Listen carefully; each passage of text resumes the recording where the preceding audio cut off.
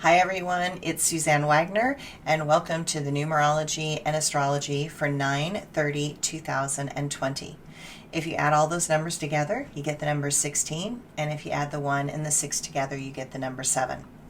The number 7 is about the plan, the strategy, the structure, having thought it through, knowing the steps that you need to take in order to get to the goal that you're going for. So, at this point, you should have a pretty clear course in mind. I want you to stay the course that you've planned for yourself.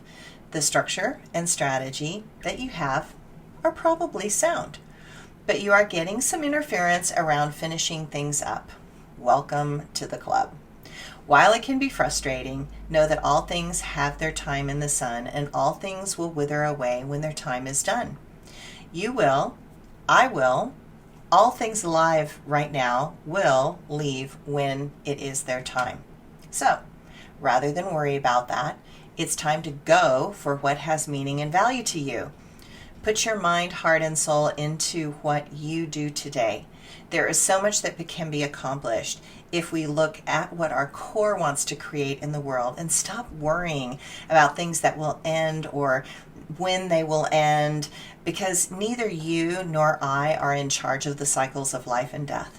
However, it is important to notice those moments when they arrive and when one is coming. Stand up for what you believe in, align with the goodness in the world, and let the love in your heart be the compass for your journey forward. Then, regardless of the outcome, you will know that you leave a path of love and compassion for others to follow when you are gone. The astrology today. The moon is in compassionate, kind, and loving Pisces, but its sensitivity can make emotions strongly on the surface. Be aware that many are on edge and cannot handle any more small upsets. Just today, I went to the grocery store and, I'm standing and facing the grocer checking out, and a woman is behind me with her grocer, and she is losing her shit. Like, she is freaking out, screaming, out of control. And I looked at my guy and I just said, the astrology right now is going to be the worst astrology that any of us will live through over the next 80 days. And, people are upset, angry, pissed off, and stressed out, and they are going to lose their shit. They are just, and he goes, yeah, no, it's been getting worse and worse and worse. And I said, yeah, it is. So, my suggestion is don't piss anybody off. Just kind of, do your best to kind of just stay calm, right? The moon sextiles Saturn in the afternoon and helps you prioritize and focus on the most immediate issues in play in your life. This evening, Mercury and Neptune get into it, and the cross currents of these two may make you feel confused and disoriented. Know that you too are going to be in the mood to confront. Don't do it. Just walk away. It is not worth it. Sometimes it is better to move around others than take things head on. It is time to take a more indirect path. While the astrology today can make you feel as if your head is temporarily clearer, know the details you take on may become more complicated later. The moon goes into Aries tonight, preparing you for the full moon tomorrow. Okay, the astrology for the month in brief for October going forward. Mars is in Aries, and it continues to be retrograde all month, September 9th through November 13th. It is harder and harder to get motivated and going. Notice what takes the wind out of your sails. The next month is going to be rough in the astrology. Stay calm. Don't watch the news. Keep your own counsel. Your inner peace is more important than ever. We have all been through so much this last year. The radical changing priorities due to the virus, not knowing what is coming next, feeling out American values and a way of life threatened or being taken away by uncaring leaders has really taken a toll on everybody.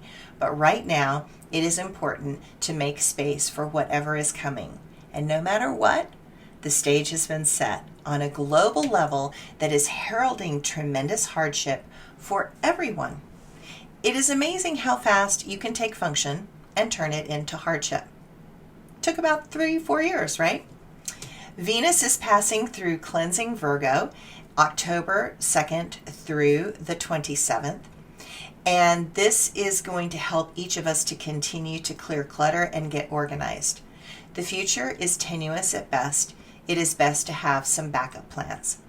Also, a significance is Mercury turning retrograde in Scorpio on October 13th, then moving backwards into Libra on October 27th until it ends his retrograde on November 3rd. Election day. Know that these combined aspects make this tremendously messy, controversy-filled, and a dangerous election. The new moon on the 16th makes a challenging square to Jupiter, Pluto, and Saturn in Capricorn.